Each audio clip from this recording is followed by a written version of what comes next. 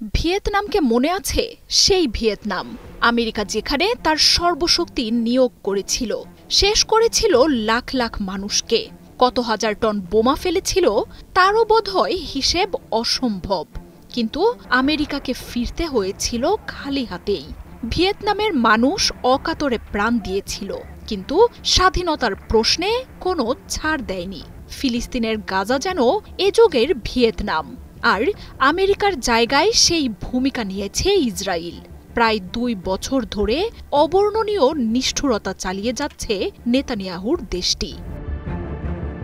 ৩৬৫ বর্গ কিলোমিটারের গাজায় হাজার হাজার টন বিস্ফোরক ফেলা হচ্ছে।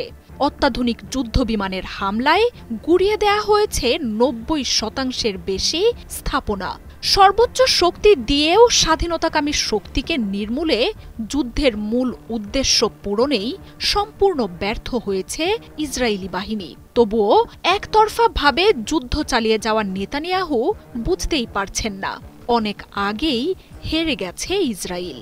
ভিয়েতনামে মার্কিন বাহিনীর ছিন্ন ভিন্ন লড়াইয়ে সব হারিয়ে ফেরার মতোই এক যুদ্ধে এখন পতনের দুয়ারে ইসরায়েল। পশ্চিমা প্রভাবশালী দেশগুলোর এমন সমর্থন আর গাজাকে আকাশ, জল বা মাটিতে পুরোপুরি অবরুদ্ধ করেও হামাসের মেরুদণ্ড ভাঙতে পারেনি ইসরায়েল। গাজার প্রায় সব অবকাঠামো মাটিতে মিশে গেলেও অন্য স্বাধীনতাকামী দলগুলো এখনও পুরোদমে কাজ চালিয়ে যাচ্ছে। নেতানিয়াহু দাবি করছেন গাজার অনেক অংশেই প্রতিরোধ যোদ্ধাদের নির্মূল করা হয়েছে।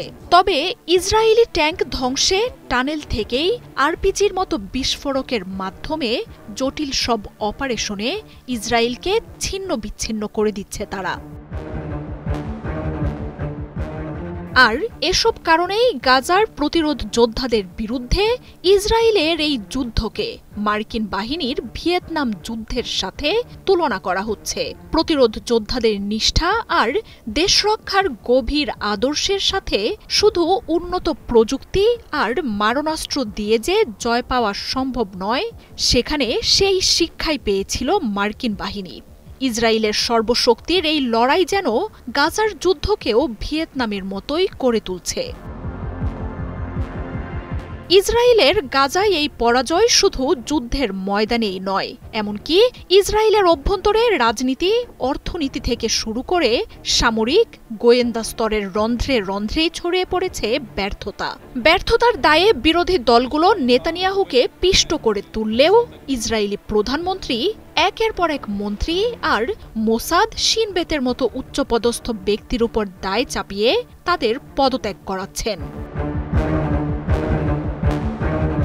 বাইরের যুদ্ধ যে ইসরায়েলকে সম্পূর্ণ ভেঙে দিতে পারে, সেই সতর্কতা এখন ইসরায়েলের প্রতিটি ঘরেই শঙ্কা তুলেছে। এমনকি ইসরায়েলের সর্বোচ্চ রাজনীতিকরাও বলছেন দেশটি এখন গৃহযুদ্ধের দুয়ারে। প্রতিরোধ যোদ্ধারা ইসরায়েলকে বাইরে থেকে নয়, বরং দেশটির অভ্যন্তরেই গুঁড়িয়ে দিয়েছে। ভেঙে পড়েছে সেনাবাহিনী, মনোবল গুঁড়িয়ে গেছে তাদের। এমনকি যুদ্ধ ছেড়ে পালাচ্ছেন নেতানিয়াহুর সেনারা। চেইন অব কমান্ড ধ্বংস হয়ে যাওয়ায় সরকারের নেতৃত্ব নিয়ে প্রশ্ন তুলছে সবচেয়ে নিচের স্তরের সেনাকর্মীও। বাহিনীতে যোগ দিচ্ছেন না রিজার্ভিস্টরা। যুদ্ধে প্রতিদিন নেতানিয়াহুর সরকার $২৫০ মিলিয়ন খরচ করছে, যা দেশটির অর্থনীতিকে খাদের কিনারায় দাঁড় করিয়েছে। মার্জিয়া উপমা, ৭১।